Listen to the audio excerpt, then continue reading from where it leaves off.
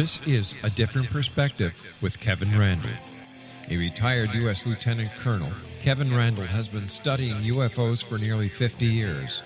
Kevin has investigated some of the most famous UFO cases in the world and has been consulted for dozens of documentaries about UFOs. Considered one of the leading experts into the Roswell UFO crash of 1947, Kevin has written more than 25 books about UFOs, including the recently published Roswell in the 21st Century. Now, here is the host of A Different Perspective, Kevin Randle. And welcome to this edition of A Different Perspective. I'm thinking we're now at season 5. I've just arbitrarily decided to begin the new season today. Probably because it's a new year, but I can do those sorts of things. Before we get into depth in the ufology aspect of this thing, one quick comment here. It bothers me immensely, and I've talked about this a little bit before, and it's the people who criticize my work, not because they disagree with some aspects of it, or that I've done something, I've made an error in my logical analyses, or anything like that. It's just they don't believe in aliens, and they don't like my stand on aspects of the UFO phenomena, so they attack without good reason. You know, if you want to chat with me or discuss things that I've written or said, I'm all for that. I think discussion is the way we work out our differences, but it's also the way we can move to the larger truth, whatever that truth may be. You know, I've been criticized for my stand on cattle mutilations, for example. I don't believe that there's an extraterrestrial element to them. I don't know why alien creatures would travel the interstellar distances to get to Earth to slaughter cows. Makes no logical sense. The investigations of them have been a little bit amateurish. They reject some of the proper explanations have been offered, and I've read all this stuff. But the point simply is, I periodically revisit that aspect of ufology because there might be something new, there might be something I've missed, there might be some direction we can go to answer those questions. And I have, in literally decades of looking into cattle mutilations, I've never discovered anything that moves me away from the idea that it's all terrestrially based. It's misidentification of predator damage. It's misidentification of scavengers. It's people slaughtering the cows for hoaxes, things like that. We never found any extraterrestrial component to that. And I've looked at literally dozens of them. My favorite was Dr. Jefferson Davis. I always remembered his name, Jefferson Davis, living in Wisconsin, and talking about a cow that had been mutilated in his area that he was the vet for. And he told me that the cow had been sickly from its birth, and that the farmer had probably done the mutilations himself, because if the cow died of natural causes, insurance didn't kick in. But if it had been killed and mutilated, then he got the insurance money. And I think that's kind of an aspect of it that we all need to look at. The point simply is, because of that attitude, or my attitude on abductions or crop circles or other aspects of the phenomena, I sometimes get attacked. And I don't think it's fair in today's environment. We see so much about cancel culture and all of that going on. I think there's an awful lot of that going on because you can hide behind your keyboard and make all these outrageous claims and then vanish into the woodwork so nobody can criticize you. I say to anybody, look at my military record. It's on file. You can see that I haven't really made anything up there. Look at my blog, vietnamgroundzero.blogspot.com, which is my mostly true stories of Vietnam. And I say mostly true, and here's why. And I think I've mentioned this before. I had believed, literally decades, that we left our Thanksgiving meal in the serving line because the flight was scrambled. I was going through the letters that I'd sent home during my time in Vietnam and discovered that on Thanksgiving, we hadn't been at our home base. We had been deployed to Tay Ninh on some kind of special Thanksgiving mission, and then whoever it was up there had promised to feed us there. We didn't get scrambled. We went to Tay Ninh. We stayed on the ground. The mission didn't come off. We went back to Cu Chi.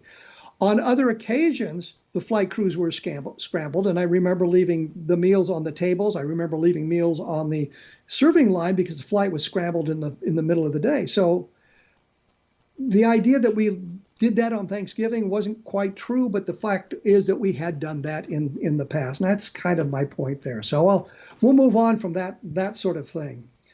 I think that what we need to look at is what's going on with UFOs today in the congressional arenas and the promises of investigations, which began with the ATIP release of video data back a number of years ago now. From I think the data was collected in 2004 and 2015. The videos were collected at that time, showing some kind of an anomalous object on the heads-up display or the various sensor displays in the cockpits of fighter planes, Navy fighter planes. The Navy came out and said, yeah, these are real videotapes. And one of the problems I have with that is people interpreted that to mean, well, yeah, we're looking at real UFOs, real physical objects. And that really wasn't what the Navy was saying. What the Navy was saying, yeah, these things were recorded on our equipment in those fighter planes, but that does not mean it's an alien spacecraft. And I think a lot of people ran to the extraterrestrial much more quickly than they should have. But we looked at that, and it had gathered a lot of interest in the public arena, as well as people coming out of the woodwork saying, well, I was involved in these things, I saw these things.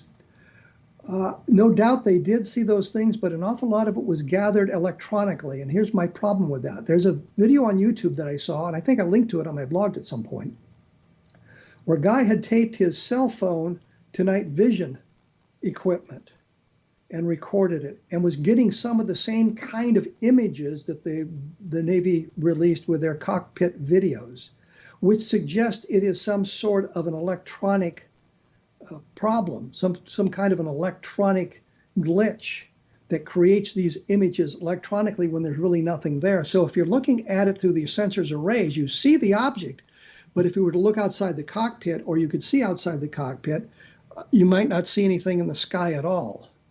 And I think that that's one of the things that we miss when we look at these sorts of things.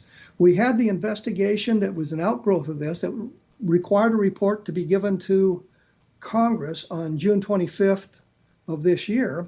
And I always make note of the fact that's also the anniversary of the Custer Massacre, another great disaster in military history, at least for the United States Army, not necessarily for the Lakota. But the point simply is, that report told us nothing. They said, well, we had 144 reports and we only solved one of them. But how many incidents were there? You get multiple reports from one incident, and if so, how many incidents really were there? And what kind of investigation was conducted? It seemed, based on what went on, is that the mandate was given to the military or to the intelligence community to investigate these things, and they blew it off. They just paid no attention to it. And as the date approached and the news media became more interested in it, and there was more activity about reporting this, they realized they were going to have to come up with something. So they threw something together as quickly as they possibly could. They didn't invest a lot of time or resources in their investigation. And we ended up with this report that told us basically nothing.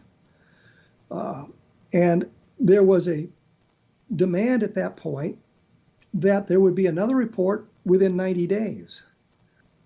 Materials, and it's sort of related to disclosure. And that's disclosure is the idea that the government is going to come forth and announce exactly what they have in their files.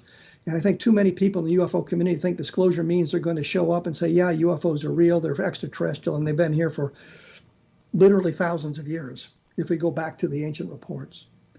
I don't think that's going to happen. I thought when the videos were first released that we were moving toward disclosure, but then I see how it's been manipulated since then, and that we're not really moving toward disclosure. It's sort of more of a cover-up. Well, what's happened recently is Congress, of course, passed their big military budget in December, I believe it was, and one of the things in that budget was a requirement to create an investigative agency to look into UFOs. It was going to be It was going to be covered by the intelligence community, or the responsibility of the intelligence committee, and the military was going to be involved in this officially mandated, congressionally passed investigation into UFOs. And my first thought was, well, yeah, this is the first time they've done something like that, meaning passing legislation, but it's not the first time that something like that has been proposed. And then we go back to what I call Twining, the Twining memo. We're now in Twining 2.0, but Lieutenant General Nathan Twining was the commanding general of the Air Materiel Command in 1947, when the UFOs, the flying saucers, first appeared on the American landscape in the national media. And we look at that investigation in the summer of 1947. And according to Ed Ruppelt, who was one time the chief of Project Blue Book, looking at the documentation and the administrative files from that period while he was the chief of Blue Book, said that the Pentagon was in a panic. They didn't know what was going on. And you're thinking, okay, I understand that. Suddenly, Kenneth Arnold to see these strange things. Suddenly people are reporting them all around the country. Some of the people reporting them are military pilots. Some of them are scientists. Some of them are well-qualified people. And they don't know what's going on. Is this some kind of a Soviet invention that they're now deploying over the United States to spy on us? Is it some sort of a Chinese? I think at that time the Chinese weren't quite as technologically advanced as they are now. But was it some kind of communist weapon? Was there some kind of threat to the United States? And they didn't know what it was. As time passed, they realized the likelihood that it was a threatening proposition lessened. They didn't show up. The invasion fleets didn't show up. Nothing more was found, and they began to relax a little bit. A fellow named George Shogun, he was a brigadier general in an intelligence arena, with a fellow named George, he was a lieutenant colonel, I can't remember his name off the top of my head. But they put together a document they called basically an estimate of the situation and sent it to the Wright Field Air Materiel Command for review. Here is a number of UFO sightings or flying saucer sightings that we find particularly strange, perplexing. What do you think of these sorts of things? And I think they fully expected that the reply would be, this is a top secret project. You don't need to follow it any further. Forget it. We've got it handled. Instead, Twining wrote a letter. I think it was actually written by Howard McCoy, who was the chief of intelligence for him, wrote a letter that said basically the phenomenon, meaning the flying saucers, is something that is real. It's not a visionary or fictitious. It's a real phenomenon. And he required the creation of an official agency, military agency, classified investigation with a very high priority to get to the bottom of this thing. That was what was proposed by Twining within his authority to do so. Didn't need congressional approval or anything like that. There was something that he could do, set up this investigation into the UFO phenomenon, the flying saucer phenomenon as it was. It began officially, I think, at the beginning of the new year, which would have been January of 1948. And from that point on, we get to the mess we are in now. I'm going to take a break here and get back to this when we come back and fill you in on the history of that. Let you know that I am just finishing up a book, or just my book on Levelland UFO Sightings has just been published, or will be published tomorrow officially. It's available now on Amazon, so take a look at that.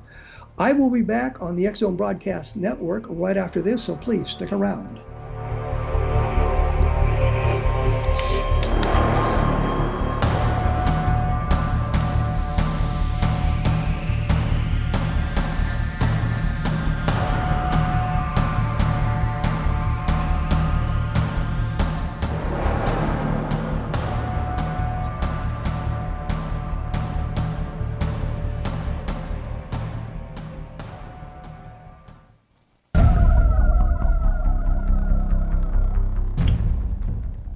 I am flying solo tonight on the different perspective, simply because it was hard to line up a guest, and there was a lot of ancillary things going on that nobody needs to know about that suggested that maybe the best thing to do was not bother somebody else with the program tonight. So we're flying flying solo, but I am doing my best to social distance by sitting all by myself in this room without anybody else around at the moment. Well, when we went away, I was talking about the Twining letter from September of 1947, setting up an official investigation into UFOs. And the idea was this would be a classified investigation. The name picked was Project Sign, but it was told to the press it was Project Saucer. I don't know why it was necessary for the deceit at that point, but that's what they did. So if you read a lot of the stuff from 1947, you'll see them, the reporters, the UFO investigators, the writers talking about Project Saucer, but it's really Project Sign. The name was eventually compromised, and we all know what it became. But the point is, here was an official investigation brought to us by, at the highest levels of the military. Lieutenant General Twining was in command of the Air Materiel Command. He would eventually become the Chief of Staff of the Air Force. So he was a very important general officer at the time, setting up this investigation. And in the beginning, it seemed that they were doing a legitimate job. I mean, they were going out investigating it, they were talking to the witnesses and this sort of thing. I have a problem with their investigation of the Mantle incident. That was the Air National Guard pilot who crashed chasing a flying saucer on January 8th, 1948 in Kentucky. I think the Air Force was under pressure to explain that away because the pilot had been killed in the crash. And I believe they attempted to explain it first as a balloon, then it was Venus, then it was two balloons in Venus. The ultimate explanation turns out, I believe, to be a skyhook balloon that was launched in Minnesota the day before and had drifted that far south. These skyhook balloons were polyethylene, gigantic things, maybe 100, 200, I'm not 200, but 120 feet in diameter. The polyethylene, if the sunlight hit it right, gave it a metallic sheen, so you could be fooled by that. Mantle tried to get up to it. I think it was probably at 85, 90,000 feet. His F-51 didn't have the capability, and he did not have properly charged oxygen equipment on board. If you look at the medical investigations into anoxia and hypoxia, which is either complete lack of oxygen in blood or a very diminished amount of oxygen in blood, you find out without the supplemental oxygen at 20,000 feet, a person will have a useful consciousness, I believe, of about 10 minutes, meaning you have to have some kind of supplemental oxygen. Yes, there are people who live at high altitudes and they can do better at higher altitudes. But for the most part, people will lose consciousness after about 10 minutes at 20,000 feet without supplemental oxygen. Some people begin to exhibit the altitude sickness at 6,000 feet. So, it depends on who you are. At 25,000 feet, you might have 3 minutes. And Mantle had gotten to 20,000 feet without oxygen. He'd circled for a while. He told his wingman in a somewhat garbled message he was going to go to 25,000 feet and circle for 10 minutes. And if he couldn't see anything or get any closer to the object, he was going to descend. He didn't have 10 minutes of consciousness. He trimmed the aircraft up to climb. He got to 25,000 feet and it kept climbing because he had lost consciousness by that time. At about 30,000 feet, the engine torque pulled it over into a power dive. The aircraft began to disintegrate at about 19,000 feet, and it just basically fell out of the sky. The point simply is the Air Force investigation of that wasn't quite as open as it could be. Or could have been. I know in accident investigations, they are classified because they want the subordinate officers to tell the truth without fear of reprisal from their commanding officer. So I understand the rationale there. But I think the Air Force at this time wanted to explain this sighting because the pilot had died in it.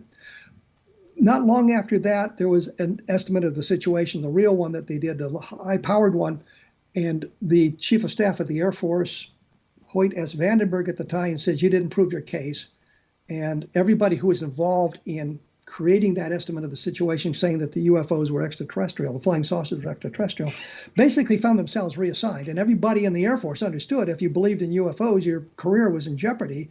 And it created a hostile environment for the investigation of UFOs. And it was basically just lip service until Ruppelt came in 1951, revitalized the investigation, and once he left, it descended into a debunking outfit. The point simply is we've had our experiences with this, with Twining and trying to set up a legitimate investigation. Now here we are in 2022 going to set up another one. One of the outgrowths of all of this was in the late 1960s, 1967, I believe, the University of Colorado began a study of UFOs, supposed to be a scientific study.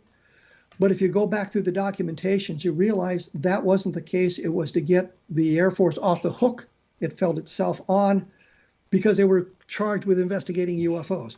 Not to mention it's their mission. If there's somebody or something flying around in our atmosphere that we don't know about, be it a Soviet aircraft, a Chinese aircraft, a drone, whatever it is, the Air Force is supposed to identify that and keep that from happening.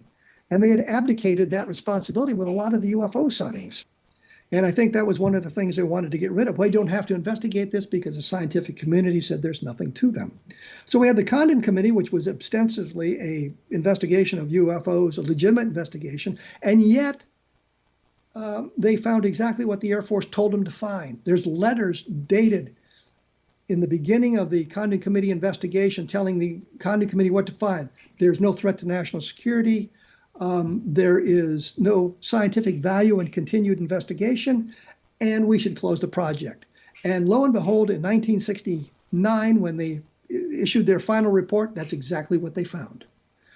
Now we move into 2022, and what do we have? We have the Congress mandating an investigation of UFOs with transparency, which is not going to happen. And I think we're going to end up with the same sort of thing. Maybe somebody will be enthusiastic about the investigation in the beginning, but I also think there is a real hesitancy in the upper levels of the intelligence community and the military to stay away from UFOs. NASA was once asked about investigating UFOs, and NASA, this was a number of years ago, and NASA said no, they want no part of it because they understood the ramifications of that kind of an investigation would have on the legitimacy of their organization. SETI never wants to look at UFO sightings, which, if we proved UFOs were extraterrestrial craft, kind of sets up their mandate for listening for signals from other civilizations, because we know there's at least one out there. So we have to look at all that, and now we're back to that point again, where Congress has mandated an investigation and charged various communities, intelligence communities, military organizations with the investigation of it and who's going to be in charge. And that's all laid out in the documentation. And people are in the UFO community are excited about this. But I have reservations knowing the history. And you read the newspaper articles, the magazine articles about what's going on, and the reporters there don't understand the history of ufology. It takes somebody who's been around for a while. And I think that's the case in an awful lot of endeavors. You need somebody who's been around, regardless of the endeavor, to understand what's going on, so that you can not be fooled by the history of what's going on. So we've got reporters who say, well, here's something brand new. We're the first time Congress has mandated it, and yet Congress held investigations into UFOs in the 1960s when the Michigan sightings took place in, I think it was March of 1966. It was Jerry Ford's congressional district, and so he was pressing for congressional investigation, and that happened. Nothing came of it, and then Jerry Ford became president. Now you would think, well, Jerry Ford's president, he's going to be able to find out more about what's going on, but I think he was thrown into a position where his priorities weren't on what's going on in the world of UFOs, but how do I deal with the Soviet Union and the various crises that I've inherited from President Nixon and that sort of thing. So I think when we look at this, I think what's going to happen, there's going to be some enthusiasm for the investigation in the beginning. It's going to taper off depending on who's running it and how they're running it and what their bosses seem to think about it and what the various instructions they operate under are. It's supposed to be a legitimate investigation. I have my reservations. I hope that it is, because it would validate an awful lot of the work that I've been doing and that sort of thing. But we've also seen the manipulation of the UFO field, and we can point to the deep state. And it doesn't matter what you think about the term deep state. We know that in the United States, at least, bureaucrats at the highest levels tend to stay in those positions regardless of the administration. So a Democrat may have appointed a lot of people into the highest positions of the State Department, Defense, Finance, whatever department you want, Treasury, whatever department you want to look at. When that administration ends, some of the top people, the very top people, move out, but the underling bureaucrats in the higher up positions, they remain, so that the Republican inherits those people, and they're manipulating the situations, they're manipulating the data. When that Republican is out of power, the Republican administration out of power, we replace the Secretary of State and the Secretary of Defense and some of these higher level positions, but the other bureaucrats remain where they are, and they're controlling the situation. They understand the institutional history of what's going on, so they can manipulate the situation. I had said, and I point this out in UFOs in the Deep State, that if I was the president, I could get the answers about UFOs because I'm the president. I call in my DCI, Director of Central Intelligence, and I say, Director, Mr. Director, I want to know everything you know about UFOs. And his response is probably going to be, I'll get back to you on that with Mr. President. I don't have that at my fingertips, and there's a number of agencies involved. We'll collect the data and we'll prepare a report for you. Somehow that report never gets made, never gets written. The investigation never goes. And then other things come along to divert the president's attention. And we can look at Jimmy Carter, who DCI, Director of Central Intelligence, when he came into power was George W. Bush. And in the book, I talk about this, where Carter is sitting there with Bush, and Carter says to him, I want to know about UFOs. And Bush says, I would like to remain the Director of Central Intelligence when you are inaugurated as president. Carter says, well, I'm sorry, I'm bringing my own guy in. And Bush's response then is, well, it's highly classified. You don't have the need to know yet. You're not the president. So we got the guy who's going to be president coming in and told he can't have that information. Jimmy Carter, when he came in, then tried to get some of the additional information, but somehow it never got to him. And we ended up with the Iranian hostage crisis, which was at the end of his presidency, which I think diverted his attention. So we see how the deep state tends to manipulate the data in that specific way. And I can see no advantage to the deep state for disclosure. Disclosure of the UFO information could become a problem for them. It could result in a decrease in their power, because suddenly they're saying there's another adversary out there who's more powerful than we are, that has access to technology that we do not understand. And that could adversely affect the power structure in Washington, D.C. and around the world. And it could result in financial retribution, if you will. People who had lots of money suddenly finding some of their resources and their capabilities being diminished because of this information. So I think that's one of the problems they have to fight with disclosure, is the deep state. And we'll take a look at that in a little bit more detail in just a moment, because I'm going to have to take a break here. I will note that there are some fine programs on the X Zone Broadcast Network, so go to xzbn.net, scroll down the list of programming, and you'll find many things that will interest you. I will be back right after this on a different perspective, so please stick around.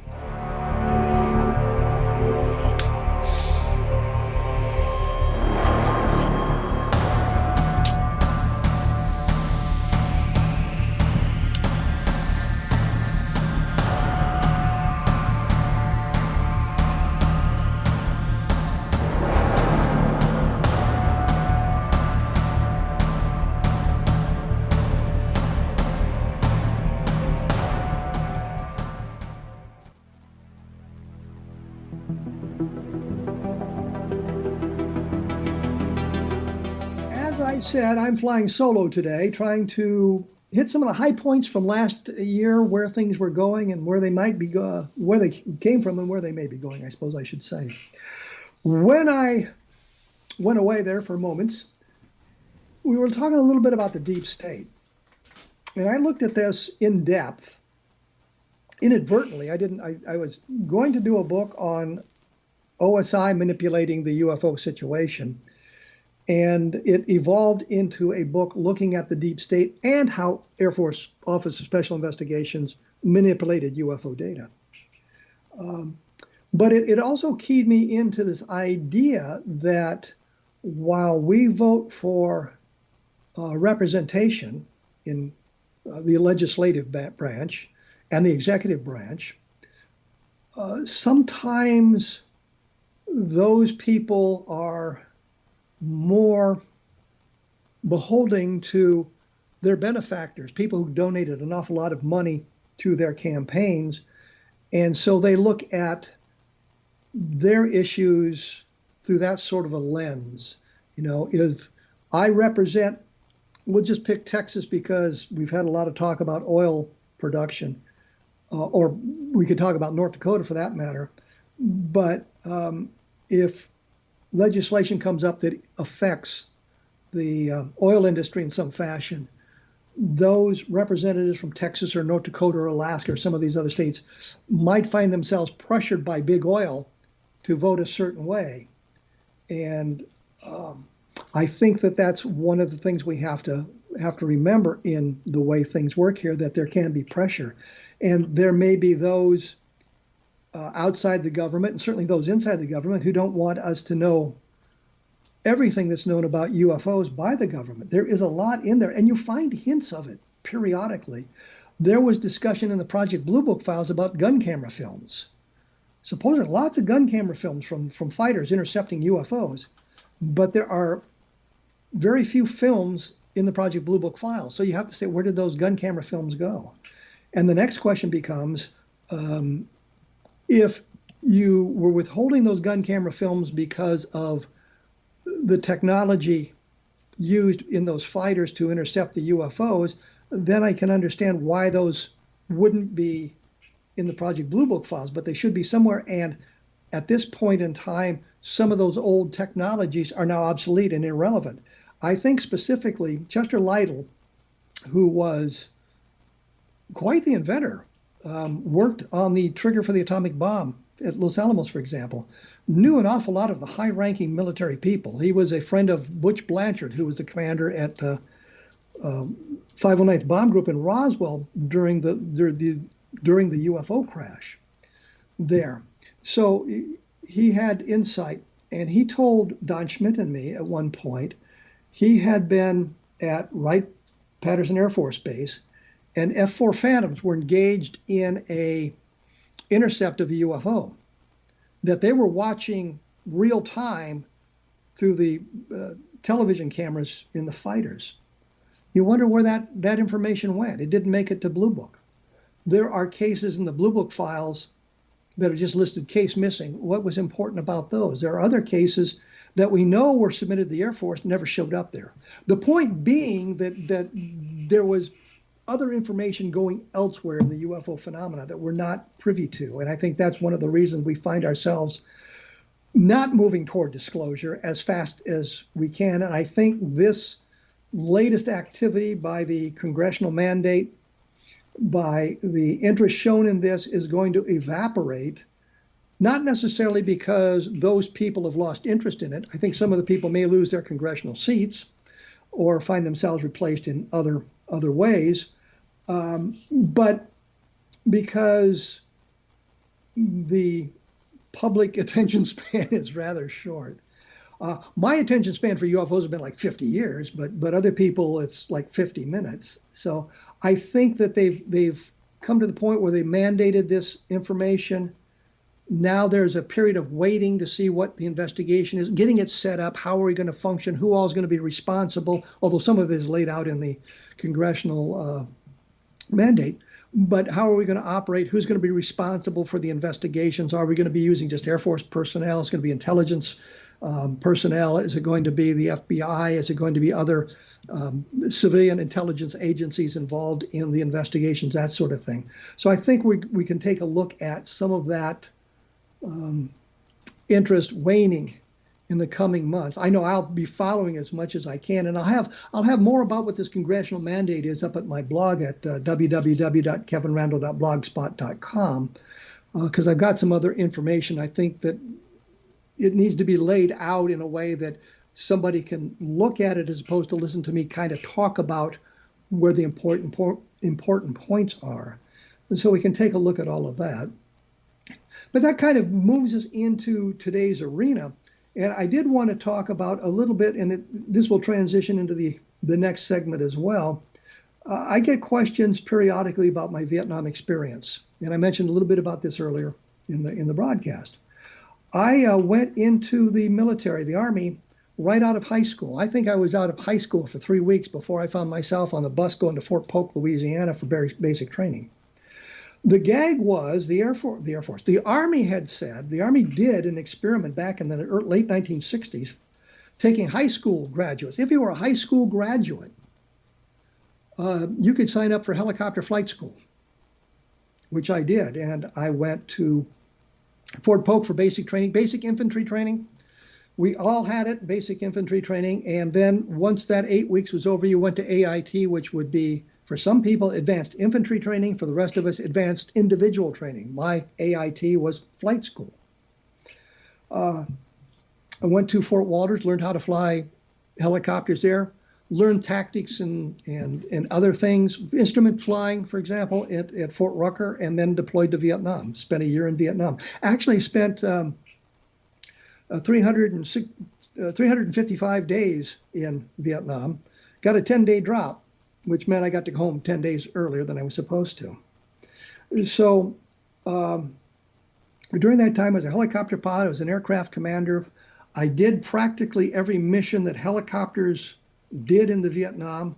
I actually flew Firefly, and that was the idea of the helicopter had a whole bunch of landing lights set up in the cargo compartment to shine down on the ground. And the gag was, they obviously used it at night, and it was to get the bad guys to shoot at you. And there were two gunships, one orbiting higher than the Firefly ship, and one orbiting lower, so that if you were shot at, they would roll in and neutralize the enemy in that respect. I did that one night because we had to evacuate our aircraft off Tay Ninh, and we ended up with the Dragons, which was the unit doing Firefly. And the pilot who was scheduled to fly the Firefly ship that night was a good friend of mine. I hadn't seen him in 6 months or 7 months after flight school. And he said, "You want to fly with us tonight?" And I said, "Sure, why not?" Not really, this is how you get killed, volunteering for missions like that. And we went out and did the Firefly mission one night. So I did Firefly for one night. Did smoke, and that was the ship that laid down a cloud of smoke around an LZ to kind of screen what was going on in the LZ from the bad guys if they were around. And Smokey was used even if there was nobody around. We did it periodically like that. So I mean, I did practically every mission. But I just mentioned this because periodically people will say to me, they don't believe I was in Vietnam or something like that. And I find it hard to believe that people who claim to be in Vietnam were there, because I know there were so many people who have claimed to be Vietnam veterans who never served in the military. They were just making up their stories. But I'm sure that in the past, and I know Stan Friedman had to have done this, was get my military record from the archives in St. Louis. And what he would have found when he got my records from the archives in St. Louis, that I was a helicopter pilot in Vietnam. I know at one point, after I had been discharged from the Army, I went to college, took Air Force ROTC. As a ward officer, I could take Air Force ROTC because I hadn't been commissioned, was the gag there. And after I got out of ROTC, I ended up as an intelligence officer. And I overheard Friedman ask a group of people once, was Randle ever a intelligence officer on active duty? And I'm thinking, you asked the wrong question, Stan. What you wanted to know is if I was ever an intelligence officer on extended active duty, because I had been an intelligence officer on active duty. After Iraq, I'd been an intelligence officer on extended active duty. Anyway, my military experience is pretty well out there for everybody to see. If you want to see, I guess, my more war stories, as I talked about a little bit earlier, you can go to www.vietnamgroundzero, all one word, vietnamgroundzero.blogspot.com, and you can find my relatively truthful remembrances of Vietnam. You also can go to the regular blog spot. I think there's a link to the Vietnam Ground Zero spot there to make it a little bit simpler. But I just wanted to point out that yes, I haven't really told any war stories that aren't true. I know that sometimes my memory has been somewhat faulty, and I have letters to correct me on that. I mean, the letters that I wrote home that collect my memories on that. So I try to make it as truthful and honest as possible, give you an idea of what it was like to be a helicopter pilot in Vietnam in 1968 and 1969.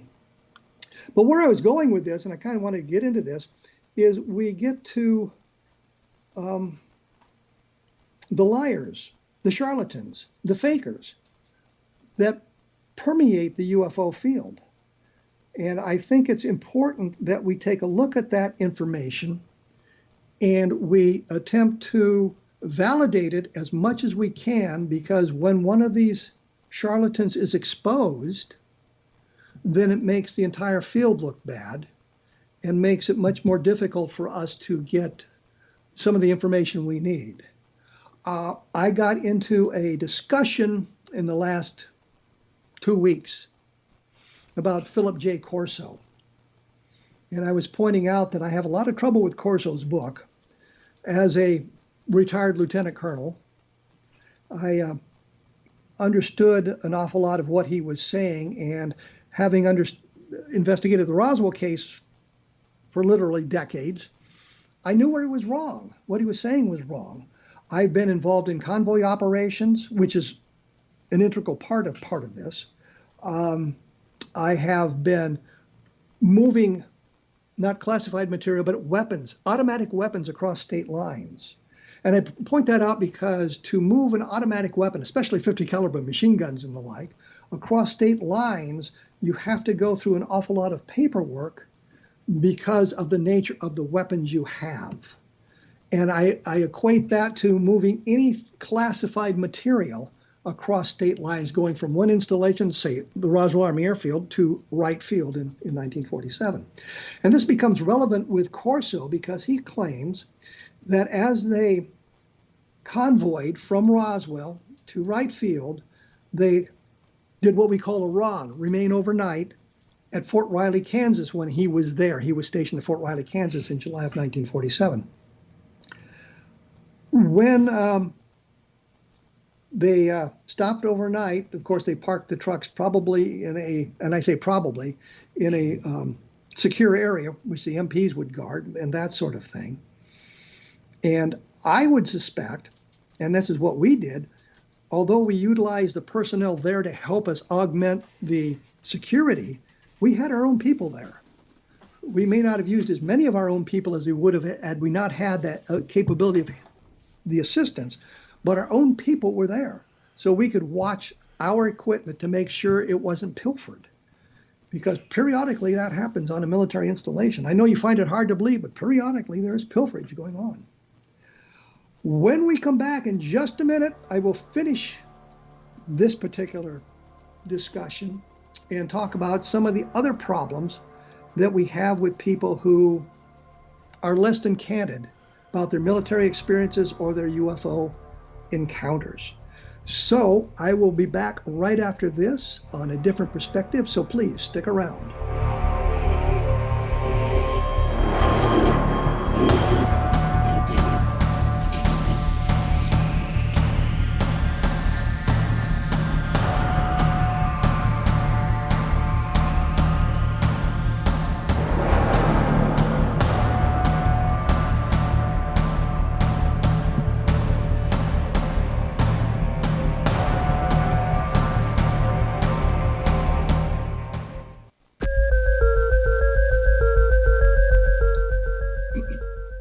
him back alone, talking about UFOs and things of that nature. When we went away, I was mentioning the convoy, supposedly with the bodies, that went from Roswell to Wright Field, stopping off at Fort Riley, Kansas, where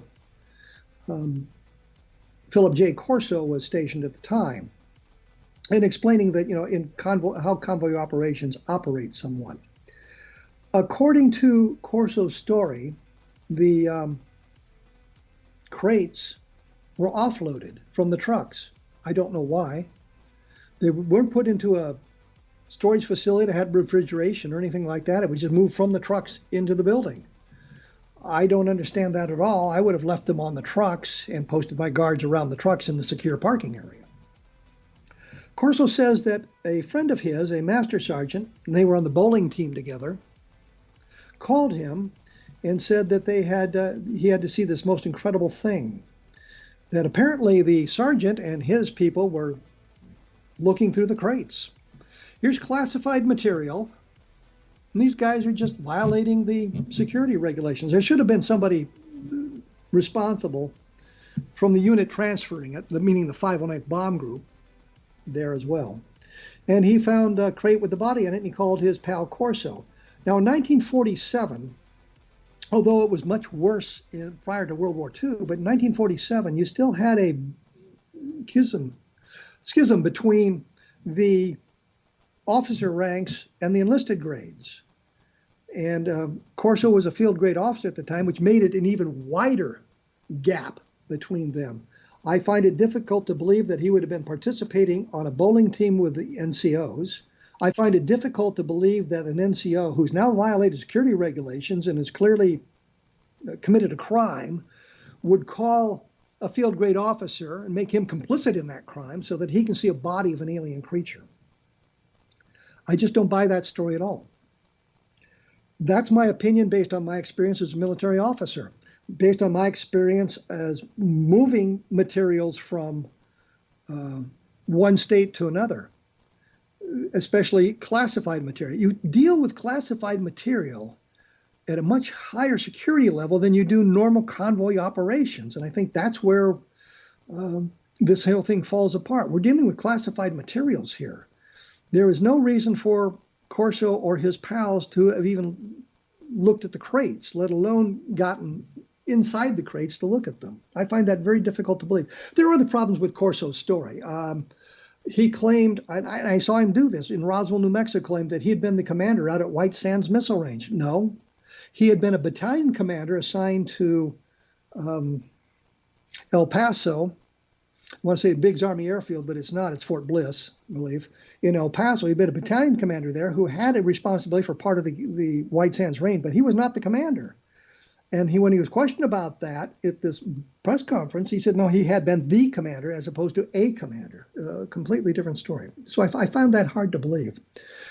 One of the things that kind of sparked this idea to talk about this was a fellow sent me some pictures that were supposed to be of the Roswell flying saucer wreckage. And he wanted to know if these pictures were authentic. Well, they're real pictures, obviously.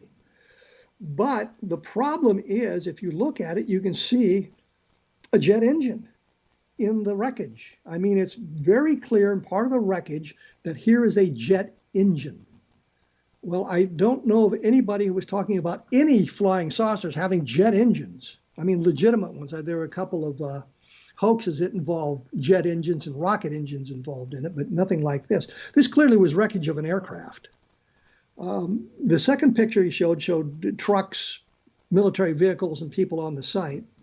The picture kind of looked like me. It was a model. I don't know. It just struck me as a model, but it probably was legitimate picture.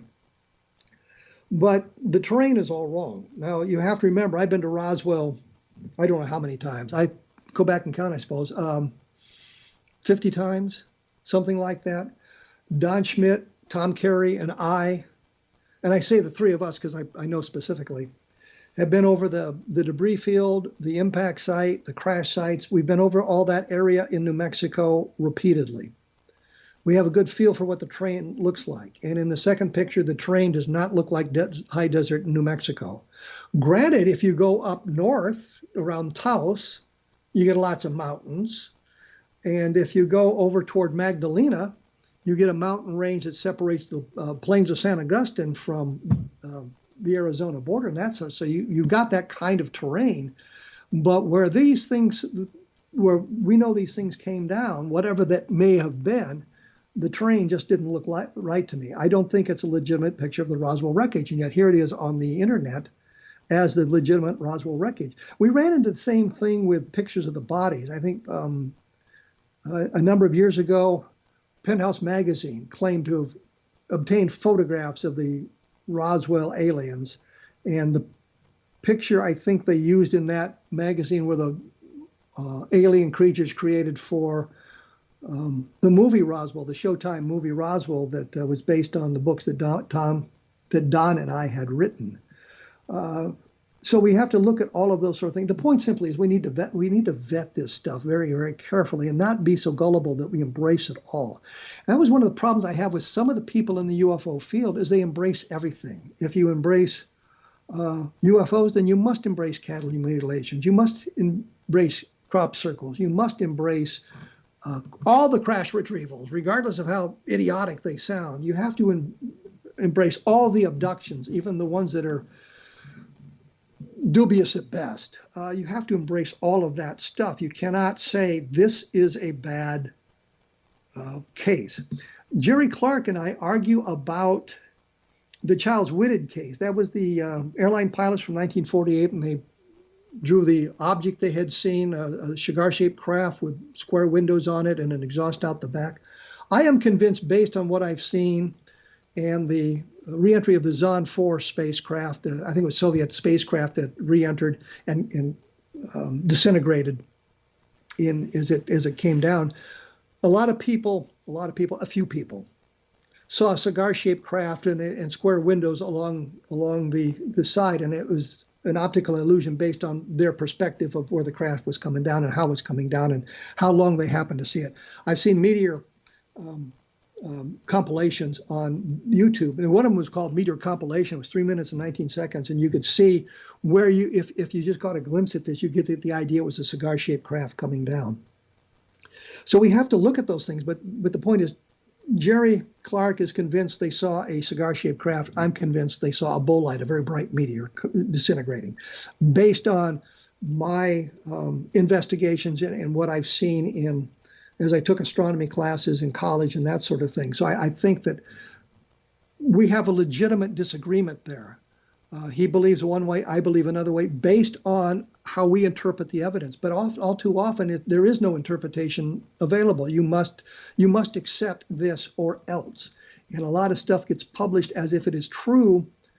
And I suspect the person writing the article or preparing on the documentary may have his reservations. But to be called for these documentaries, you have to present a certain persona. You have to be a true believer, unless it is a documentary that is debunking things. And then if you have a debunking attitude, well, that's the people you get on the documentary. And they're looking at the evidence through the lenses of their perspectives. And I think that all too often we miss that sort of thing.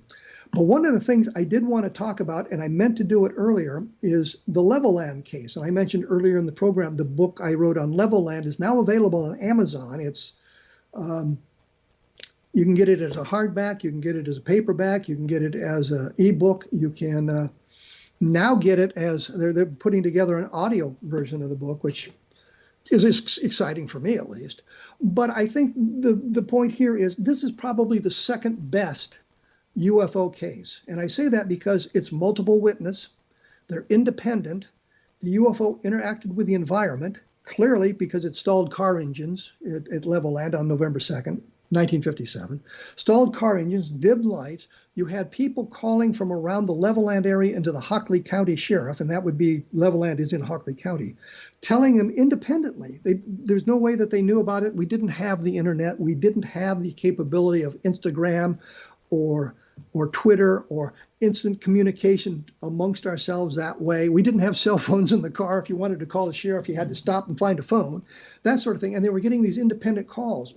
The important point here, and one of the things I found, and I'll give this away in the book to kind of tantalize people, I learned Don Burlinson kind of hinted at this, but I learned for certain that the sheriff went out in searching for the UFO, because after they got enough calls, he figured, I'm going to go look for this thing.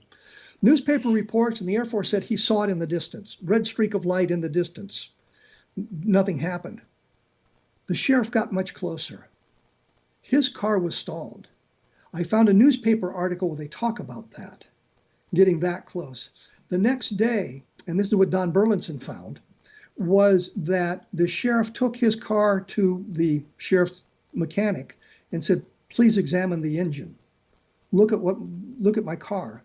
There would be no reason for him to do that unless he got close enough for the UFO to stall his car, and he wondered if there was a mechanical reason for it. A number of the cars were examined mechanically to see if there was some kind of problem with the car that would cause it to stall, but you have to wonder, well, why would all these cars suddenly stall at one time in that one location? The Air Force, in their investigation that took most of 6-7 hours, talked to 6 witnesses. Only 3 of them actually saw the UFO. And so the Air Force claimed that there were only 3 witnesses. If you read the Project Blue Book files, you find at least 5 witnesses that they talk about. And they are condemning NICAP, the National Investigations Committee on Aerial Phenomena, for saying there were 9 witnesses. And I found witnesses at 13 separate locations mentioned in various newspaper articles and the Air Force file and things like that, who experienced their car stalling.